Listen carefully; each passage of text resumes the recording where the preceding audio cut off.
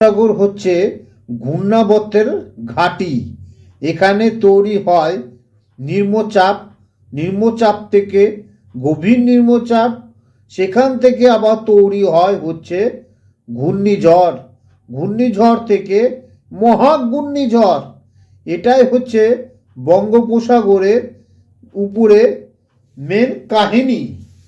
পর এক এখানে ঘূর্ণাবর্ত তৈরি হতে আছে এবং সেই ঘূর্ণাবর্ত বিশেষ করে উড়িষ্যা, কখনো বিহার, কখনো অন্ধ্রপ্রদেশ, কখনো তামিলনাড়ু, কখনো পশ্চিমবঙ্গ, পশ্চিমবঙ্গ না পেলে বাংলাদেশের উপরে আছড়ে পড়ে।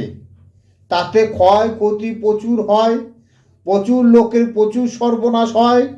তাতে ফুলের উপর থেকে শুরু করে হচ্ছে পশুর উপর পর্যন্ত এর প্রহার পড়ে। তাহলে জেনে নিন, আবার নতুন করে তৈরি হয়েছে ঘূর্ণাবর্ত।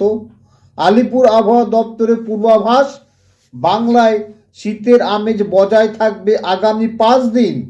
এদিকে সাগরে ঘূর্ণাবর্ত তৈরি হয়েছে এরই মধ্যে।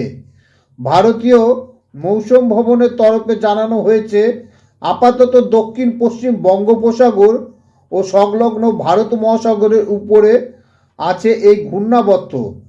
আলিপুর আবহাওয়া দপ্তরের তরফে জানানো হয়েছে, শনিবার উত্তর 24 পরগনা, দক্ষিণ 24 পরগনা, পূর্ব মেদিনীপুর, হাওড়া, কলকাতা, হুগলি, পুরুলিয়া, ঝাড়গ্রাম, পশ্চিম মেদিনীপুর, বাঁকুড়া, পশ্চিম বর্ধমান, পূর্ব বর্ধমান, বীরভূম, মুর্শিদাবাদ এবং নদিয়ার আবহাওয়া শুষ্ক থাকবে। কোনো জেলায় বৃষ্টি হবে না। আগামী কয়েকদিন দক্ষিণবঙ্গের তাপমাত্রা বড় ধরনের কোনো পরিবর্তন আসছে না। এদিকে উত্তরবঙ্গের জেলাগুলিতে আবহাওয়া শুষ্ক থাকবে শনিবার। দার্জিলিং, জলপাইগুড়ি, কালিম্পং, আলিপুরদুয়ার, কুচবিহার, উত্তর দিনাজপুর, দক্ষিণ দিনাজপুর ও মালদা কোনো জেলায় বৃষ্টি হবে না। এদিকে উত্তরবঙ্গের বিভিন্ন জায়গায় আজ ও আগামী কয়েকদিন মাঝারি কুয়াশা দেখতে পাওয়া যাবে।